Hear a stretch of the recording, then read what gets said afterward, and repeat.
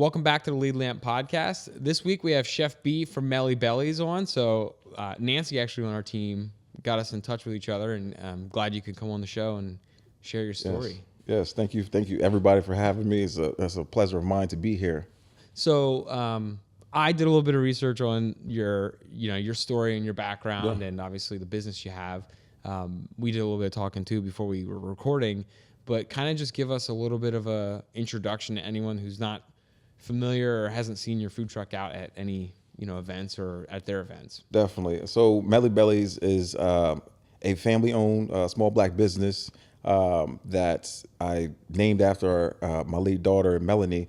That a lot of my foundation of culinary expertise was obviously groomed through my family, and I kind of wanted to pinpoint that by honoring her in her name through the food and just the community itself. Kind of wanted to touch a lot of people through what I love to do, which is cooking. So obviously, when anybody who's had Mellie Bellies before, once you taste it, you figure out some of the classics that I have. Is like, okay, I can feel it and see exactly where this guy is coming from. This is great. Yeah, I mean, I saw the posts you have up on all of your socials and everything, and I was like, damn, I'm hungry now. Like, I'm ready for lunch. Yeah. But let's kind of go into your background before we go into the story of Mellie Bellies, but go into what got you into wanting to cook, or just even as a kid. I'm sure, were you cooking as a kid, like always just interested in flavors? So, I mean, interesting enough, I mean, it's a story that I kind of migrate to a lot, where my family, when I have to remind them how, like, where my interests came from and when did it start, it was oftentimes of like, those summer breaks from school. Mom went grocery shopping on Sunday, and like to get us through week, on Monday she comes home from work and the refrigerator is empty because I just cooked for the entire neighborhood. So those little things were kind of monumental in my life, of where I figured out, like, okay, this is something that I could, I like to do, like to kind of please people, of like, hey, those flavors that you put together, even at a young age, meant a lot to me.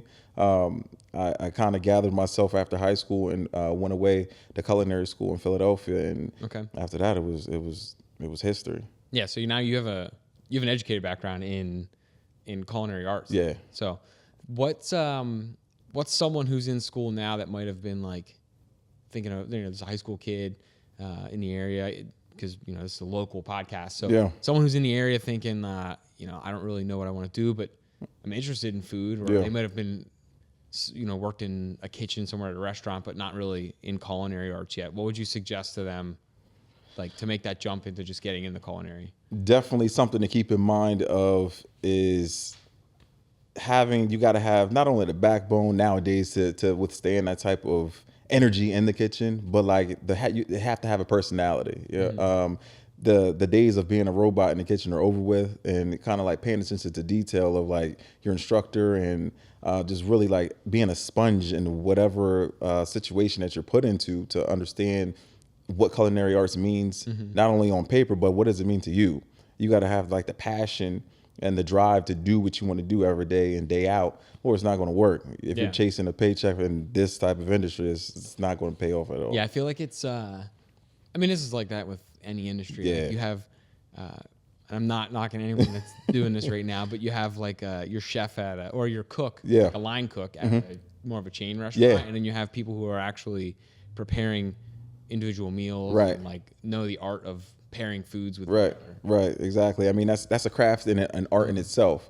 Knowing when to put a formula, is what I like to call them, which is a recipe together, and teaching that or portraying that to others to cook in your kitchen. Those are the cooks, and you're the chef that put the formula together. So being an expert at like what goes together and what pairs together, what feels and tastes well together, that's more of homework and research. And that's also, we're getting like off into like more of like food science, but like that's also subjective too, because I'm sure there's more flavors that are just generally acceptable that go together, but then there's also some where you might try them and you're like, this is awesome. Yeah. And others, you have other people test it and they're like, this is exactly, good, man. And I think that has a lot. I mean, that's again where we talked about how when you're going to school, you gotta if you gotta groom yourself to have that sort of backbone to withstand that type of like criticism, that is necessary. Like if you want to get far, you got to understand. Especially if you're putting yourself out there. Right. Like, you know, you're Chef B, but Yeah.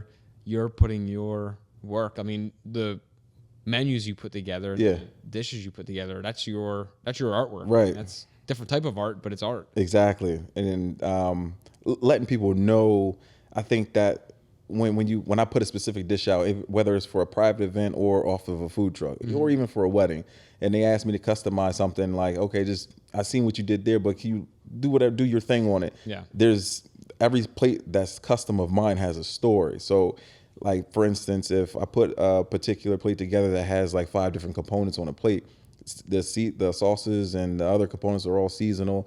Everything is meant to be eaten together and it was plated together for a reason. Right. So you're supposed to eat it like that for a reason. So, I mean, understanding that not everybody's going to get that is being a chef too, but also understanding that, like, you have that creative ability is a milestone in your own career in itself. Yeah, I don't understand that because I'm not. I think I could. I mean, I understand it from my side with being in marketing and throwing together graphics or the right media together that tells a story in a certain way. But it's no different than you doing that with assembling different foods and flavors, right? Just different mediums. So right. Anyone that's an artist in their own trade understands that within their own thing. So now take what you've learned. Obviously, there's a story behind where you probably were in different restaurants, and we don't have to go into all that, but how you are talking about basically how you're pairing foods together, how you're creating different dishes. How do you do that daily, but in the food truck industry? So let's get into that. Yeah. You have a food truck. Yeah. That's like your main thing you started with now. Right. But how do you transition from, all right, I'm in the culinary arts, I'm a chef, I'm working, you're probably in a restaurant before that, and now you're like, I'm going to go out, I'm going to start a food truck. I want to do that now.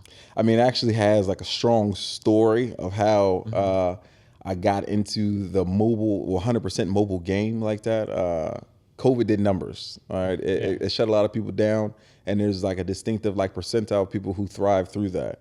In my mind and on paper, I feel like I'm the one of that percentile that thrived through it.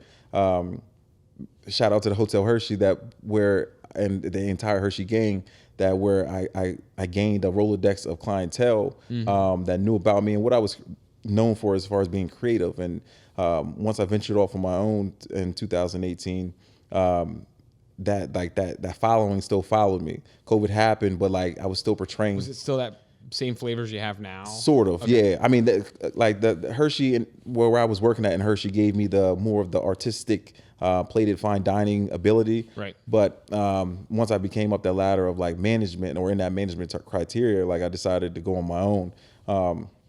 But through COVID is where like I was still portraying like some of that nice stuff, but on like in to-go boxes. Okay. So the appearance of like a fine plate. Yeah, in a box. To go. Okay. And people still knew how to find me. I had, links online to where I was, for a while I was like Batman, and like, I was just dropping off food on the weekends when I had days off. But like now, like I just went fully fledged on my own and was taking everything that I learned essentially, and put my own twist on it and just putting it in a box, but it was still like elegant. Right. So people that you were looking for fine dining, but they couldn't go anywhere and sit down, they knew how to find me. I worked through COVID. Yeah, you know what I mean? So like that kind of, I took that and just ran with it. Obviously still had the catering game going on, but like that's when I had acquired my first food truck, was in 2018, and was just putting everything in perspective. So we had a different food truck one. It was a potato coop. Yeah. But we didn't ask this question, but you came from, more the restaurant, fine dining world into the food truck world. What was like a splash of water in the face or like a rude awakening when you're like in the truck now and you're like, oh damn, like I did not expect this. Yeah. When you made that jump into the completely mobile food truck. I think that like something that you would have thought, or myself would have thought, that like, no, this isn't going to go well, like, or a specific menu item, like this is just like an idea, like I just kind of like eat on my own or just like, put together for my friends, but like they seen it, jumped on it, and like, okay, there's a line.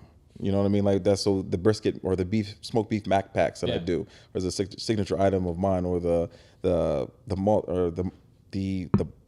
multi-berry cornbread or the maple honey cornbread that I serve frequently. Everybody is upset when it's sold out, but like I just draw for those. Yeah, you know what I mean. So I didn't think that it was going to be as what it was, but like that's something that, man, I got to do more and like put the demand up. Was there a learning curve too to go from like the restaurant world or the catering world, where I'm just guessing, like your inventory and supply is a little bit different than if you're stuffed in a truck now? Yeah. How did you learn like inventory management to be on a truck and mobile versus, I'm guessing, with a catering or in the world where you have a kitchen, you have a much bigger storage area. Right. I mean, and what I like, for lack of better words, you gotta lose some things and you gotta burn some shit up. So like, in order to understand where you're at, not only financially and like with the inventory and your food costs, like you gotta thumb through it by yourself through your own storm. Yeah. To understand like how good you are with managing numbers and how good you are with the catering situation. Everybody knows in my industry knows that like catering is where the real equal opportunity is. Yeah. To really gain a profit and like do less work, but it's volume. Yeah. And you're going one place one day and you got a big event and you're going to be covering whatever 200 people. Yeah, that's a much bigger opportunity. Right, and you know what you're getting yourself into. Whereas if I came over onto the West Shore or anywhere that's a big festival of some sort that you haven't been before, you don't know who's going to come out and who is going to come out, and or what truck's going to be beside you. Yeah, exactly. Either you get all the business from them or they, for whatever reason, got more. Now you're stuck with inventory. I'm sure you've been through all the different. Yeah, and there's a lot more research with the food truck. It sounds crazy, but like I work a lot better with adversity on my back. The food truck game has taught me how to like adjust on the fly. Of something's not working or menu items not working, or either got to get a boot, or there's been plenty of times now with the new truck where I switched up an item right then and there and just made a whole new dish on the spot. I mean, like, and then just wrote something rustic enough on the window, new food truck special, this is what we have. And that's also a testament to your skill set of like, what goes well together and kind of what people want. Right. So you're like, well, this isn't moving, but I got to move the product out. So let's try something different. Right. And that goes just in itself of the food truck and by itself. We're just talking about an entity. Like if a spot or location's not working, you get to turn the key on and go to the next one, or just line up something else. Yeah. You're not stuck renting a facility for a 2-year lease. Right. Whatever, Which I do. I do have one in High Spire, but that's newer, right? Yeah. I mean, well, that's before it was in between both food trucks. So, and that's an event space. Yeah, it's an event space. But I do a lot of not only just events, but private parties out of there. And I do Mellie Mondays out of there. Obviously, when the weather changes and everybody wants to be more indoors, open that back up and have an actual location for people to come pick up food. If they want to sit down, they can. Nice. But it's definitely more of a mom and pop vibe of like, hey, this is what I have for the day. You come sit down, eat what you want to do, and you just go about your business. And I think we covered this already, but predominantly most of your flavors and types of food that you have in your food truck is like that barbecue. Is it like Southern barbecue style, or like? So I mean, I'm gonna get into barbecue. Yeah, because I have some questions of that. So I mean, like that's what everybody I'm known for. Is a lot of the high end or high quality barbecue and smoked items. 80% of that stuff on my old truck was heavy smoke. Now I try to do a little bit more of a pivot on the new truck with I'm not as much set in stone with having everything smoked. So obviously I'm going to have a staple on there is the pulled pork sandwich with the fries. Everybody loves smoked beef, or whether it's short ribs or people know what it is. Yeah, you know what I mean? The brisket. Safe item for people. Right. So, but my thinking was not to label the new truck that way so I could hit more of a parameter of people where like, okay, I don't really want barbecue, but like I don't want to just have that. I have grilled salmon on the menu today, or some sort of the shrimp or catfish po' boy, of that essence to kind of switch it up. Some seafood items that's really not like barbecue. So, but again, I mean that's something that I know best how to do is barbecue, and everybody's gravitating towards me for that. So yeah, I'll keep some of it on there. That's nice. So you have like, and it sounds like it's a nice variety of other dishes, so people can come if they see you one week and then they see the next week, they could get a different experience just off a different food, different menu item. Right. All right. So I have a couple barbecue questions. Okay. If you don't mind. So what would you say is like your favorite barbecue style? Like exclude yours. Yeah. Like just, everyone, this is like the barbecue argument. Like, oh, it's this region or it's that type or whatever. Are you picky with a certain region that you gravitate towards or? No, I mean, I go to what I know best. We spent some time down there in North Carolina after Melanie had passed away, and that's where I acquired the actual the smoking and how you barbecue, whole hog barbecue. Where not to mention I have gotten a couple requests not even how to, but hey, can you do a pig roast for me, which I can. That's where I learned it at. But North Carolina style. Carolina style. Yeah. Okay. All right. Vinegar based of different type of sauces. So yeah, that's my thing. I don't mind because it's all good. But if you ever get in that world, I'm sure you've heard that too. There's just that argument of Memphis style, there's Kansas City style. Definitely. Every region or state has their best barbecue. Yeah.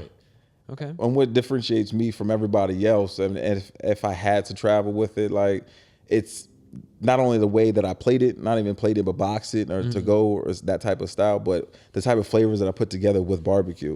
And personally, I don't want barbecue if it's not sloppy, but necessarily do I want my barbecue to look like that in the box? No, because it's more of a complex of who I am as a chef. So, I have my own style and way that I portray what barbecue is, and that's my way. So, what would you, if you had to put a term on your style? Yeah. What would you name that?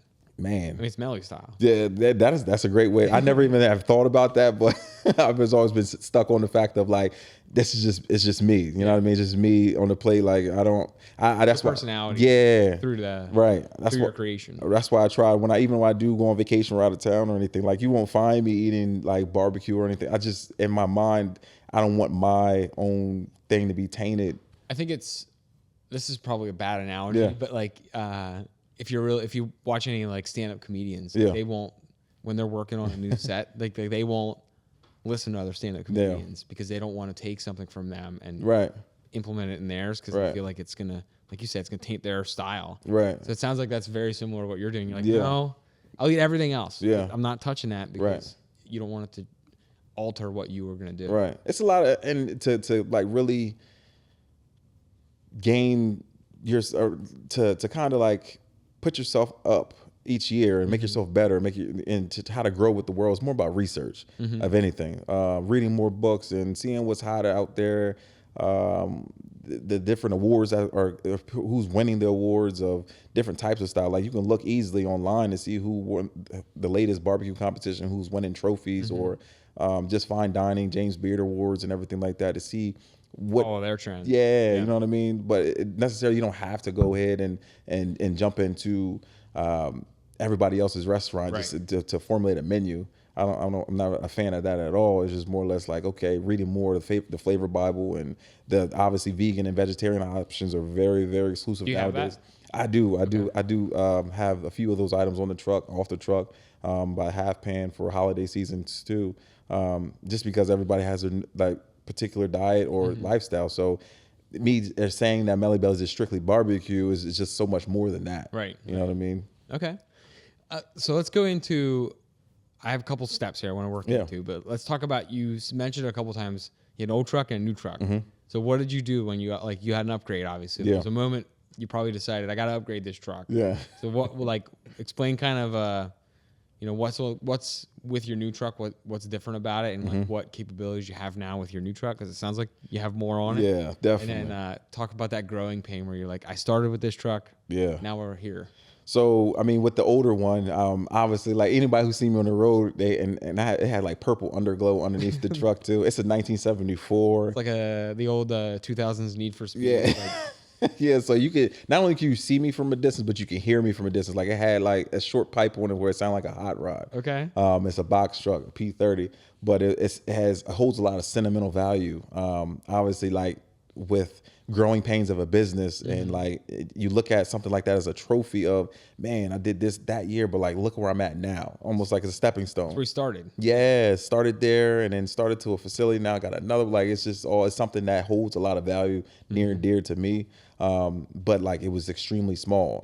From bumper to bumper, it was only about 16, 18 feet. and it's only about like 8 feet wide with, Okay. and that's from wall to wall. And you put the equipment Plus in. your equipment, yeah. Yeah, so you're taking another 2 feet off of that. So and then imagine putting you four people in there, and it's only like maybe 6.5 feet tall inside. Pretty cramped. Yeah, so it's crazy. But I made extreme amount of funds out of that. It pushed me over the threshold of like taking the catering business to another level and different services that I could offer for different bigger events.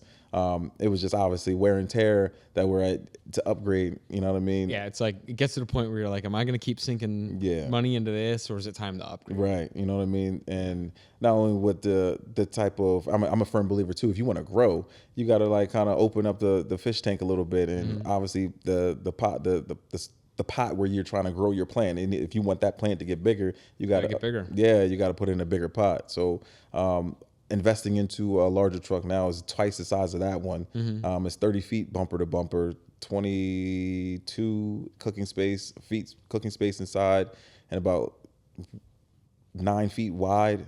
Yeah, so you've practically doubled your kitchen space. Yeah. So not only can I portray bigger festivals or outside public events out of that truck, but I can also do a wedding in the same day if I wanted to with the amount of space. So you can cater like a much larger event now too. Yeah. So when you do a catering event at, a wedding or a big, company party or whatever, you take the truck there. You don't bring stuff differently like in a trailer or whatever. You do it all right there on the truck. Right. Okay. I mean, of anything, I would bring my backups in our catering van if I know that I'm going to get slammed or something like that, or if I know I'm going to be out all day, so I can it's easy to refill instead of stepping over anything. Which I don't have that problem at all now because there's storage space there.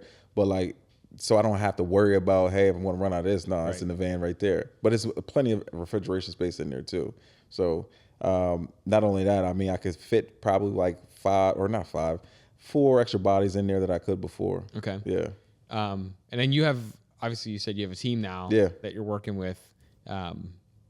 It's a lot of family or definitely family oriented. A lot of people that started with me with the catering industry or catering business side of it, that it was more of an excitement thing of, hey, we got this new truck, like let's go. We never did Capona before. Let's go down there and do the river. And did you do that this year? Yeah, I did it. Well, I did it for July, July 4th, and not for Labor Day, but planning on doing that next year. But I think it's more the excitement portion of it, of where a lot of the family and friends who have helped me before, they just want to be a part of the vessel that we have on board. You know what I mean? Nice. Now your family's helping you. You got a team, but you were talking before we started recording. Like, this is a one-man show. Like, people don't realize what you're talking about. You have a team. You might have a team with you on a big event, like a wedding. They're helping you out, or Capona if you do that. But at the end of the day, everything's packed up, and you got to go back. You're not going back to a big office with a bunch of other people. Like, it's you. It's me. So I know you wanted to talk about that. Let's go into kind of what it's really like and kind of tell that story of like you're running the show. So you're doing the books, you're doing everything on your own. Right. So, I mean, which is a big adversity tool in itself of a small operation and small business nowadays, where it's, and I know it's hard for everybody to find, not just consistent employees or help at that, but, sometimes in order to get a handle on things that you might be unsure about, you got to do it yourself. You know what I mean? So like you just said, coming back or packing up or coming back and unpacking. I mean, I have a team to help unpack, but when it's Monday through Thursday before the bigger events, like it's strictly me. So sun up, I got to go. There's one day I got to go get the briskets. There's another day I got to prep them. There's another day I got a full day of smoking. Then there's a whole day dedicated to sides. And you're probably doing other things in between there. Yeah. You got to go, whatever, truck maintenance. Yeah. Get other things taken care of. A lot of people don't understand that with not only with the marketing, which the family does help too with responses of marketing and emails and all of that stuff too. But like at the end of the day, like people are spending a pretty penny on like trying to book Mellie Bellies. They want to talk to the man that they see who's formulating all the food online, which is fine. But at the same time, it's more or less everybody really doesn't understand what goes into dedicated time to not only planning, but sitting down and talking and tastings and going through wedding walkthroughs and all of that. So I think it's like at the end of the day, you're making sure, and you're at the size now where you can still do that, but you're quality controlling everything that goes into your whole experience. So from the time people book you to the time you're wrapping up an event, like your hands are on pretty much all of it, like your fingerprints on everything. And that's good because you're at the size now where you can control that. Yeah. But, you know, I'm sure as you get busier, you've probably thought about that too. Like as you get busier, there's a threshold where you realize you can't do it at all anymore too. Yeah. And that is, I mean, I think that's the biggest problem that I might have now because I groomed myself into how to control and gain control over things that might be uncontrollable. So when it's time to actually seek help, it's like, man, I don't even know how to sit back and let that go or happen. It's tough too, because like you might even have people telling you like, all right, it's time to I'll help you with this. Like you can let go of that a little bit. I'll do this with you. But then you have so much. This happens with every business owner too. Like you have so much pride and so much involvement in it that you're like, no, I can't. Like I can't. But like, and you know this too. Like the reality is, some of it you probably can, but there's still that. You know, I built this kind of mentality, and you're like, brick by brick. Yeah, man, and it is something that like I am prepared to do. Obviously, if the business goes over through a completely separate, like bigger threshold of business, but at the same time, as much as I can, just so everything can stay consistent as far as what I like, like things to honor to your customers and clients. Yeah, like I just want everything what you had a few years ago still want to be the same, if not better, when you come back to me.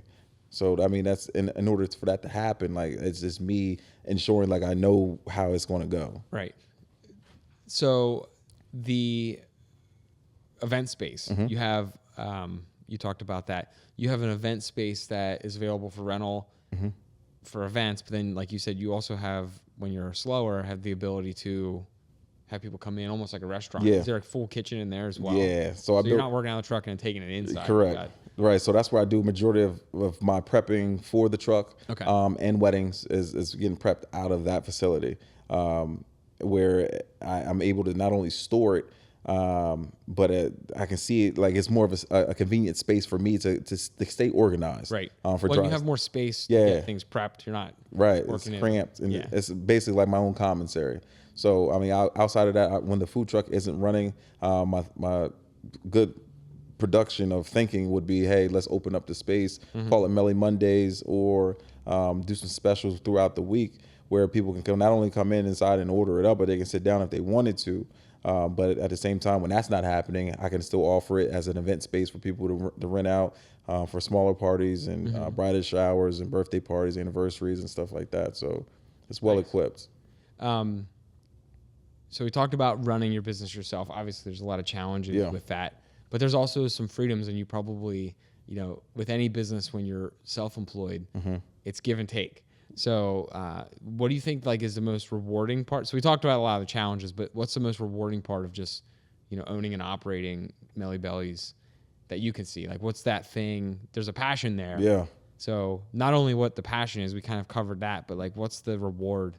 So like when you wrap up an event, there's just a moment you're like, man, that was awesome. This is awesome. The biggest reward is, and a lot of my folks that work for me now can say that, like, even if I'm having a tough day or like things might not be going as planned, like I'm a very detailed, schedule oriented person. So like leaving on time and arriving right on time and getting perfect counts of everything is near and dear to me. Going back to like counting your inventory and making sure things are up to par and up to snuff. But the reward factor, especially like of a big catering event, is like people who are from out of town, even from the South, come up or they're here at a wedding in Mechanicsburg or in Harrisburg, anywhere. Man, I never had brisket like that, man. And I'm from Tennessee. They're coming up to you like, that was good. Or you hear the comments. Yeah, like the little things like that. Or they give me an opportunity to tell them how I got started. Okay. Giving that testimony of just letting everybody know what Mellie Bellies actually is, or like somebody will stop on their second time around to the buffet or even at the truck. Where did that name like come from? You know what I mean? And I get the opportunity to tell Melanie's story a little bit, and like that lets me know that people are still invested of like how unique my brand is, of the food, if not the food, of what I'm standing for. You know what I mean? So that's near and dear to me, to kind of give that story out in a testimony view. Yeah, definitely. Do you want to kind of, we'll wrap up on that. Yeah. Do you want to kind of give that brief, you know, what's kind of your mission statement? I read it. You have it on your website too, but it's probably always better when you hear it in person. Yeah. No, I mean, it's unique enough. It's something that I that my family, both sides of the ball, stand by and stand on. As you know, that Melanie or Mellie Bellies was named after our late daughter, Melanie, who became sick and got ill. And I actually, she would have been, she left us 8 years ago tomorrow, which is uniquely enough that we're sitting here talking about her now. It is an opportunity and for me to portray my love for her and for the family through food. You know what I mean? So like giving my passion of what I love to do, and kind of like honoring her through food in my family is something that just means more every single time I get to do it and speak about it. Yeah. And it's your way of, even if people don't realize it, they don't ask you, it's your way of passing on that joy to somebody else, whether they know it or not. Right. Whether they know it, like exactly, whether they know it or not. Like I have tough days and I feel like giving up sometimes, or if I do ever get in that position or that funk, like I just look at that reminder, you know what I mean? Like of her and why I started it, you know what I mean? So like I can't, it came too far. And I got a lot of things to show of progression of where I came from. And I just, if anybody's, they're not going to like the food, they can at least enjoy the story that I'm going to tell through the food. When it's a story of something great coming out of adversity and a challenge. Definitely. So, that's awesome. Well, how can people find you? How can they book you? Yeah. Obviously the channels are out there. But if you want to give yourself that plug real quick on like where you're going to be at next or where to find you, and then we'll put the links to it all in the show description as well. Cool. So I'm first and foremost is going to be melliebellies.com. You'll actually find there's the different tabs there where you can see the food truck request form where there's an actual QR code there where you can scan with your phone from your computer screen, or there's a link directly on the truck portion of the website where it takes you to I have a mobile app you can download for Android or iPhone, where the app is free, where you get push notifications, locations for the next 6 months where you'll be, where I'm going to be at, and you can pre-order off of that too. So outside of that, melliebellies.com offers you an option to put your catering request forms in for custom menus, obviously available pending on dates. But there's a lot of things that's obviously, if you're looking for smoked things, I need like that 72 to 48 hour like time frame for most of the stuff if the time frame is available. Because you're smoking all on your own. So. Yeah, man. So a lot of that stuff takes time, and it's not an easy thing to do. Yeah. So melliebellies.com and Mellie Bellies 522 on Instagram, and Mellie Bellies on Facebook is the best way to get a hold of us. Awesome. Well, my stomach's growling now. But no, I mean, I appreciate you sharing your story. It's awesome hearing, like most of the business owners that we interview, they have some story of like a challenge or adversity they faced or whatever when they were getting started. Yeah. Whether it's they came from a background like that was well off, but they have a challenge in their business now, or they grew a business out of a need that they had a struggle for, or had a inspiration to from something that was negative to a positive. So it's always awesome to hear that. So I appreciate you sharing that. Well, thanks for having and listening and understanding where I came from and where the family is and where we're going to go. So yeah, I love hearing these stories. Thanks, man. Appreciate it.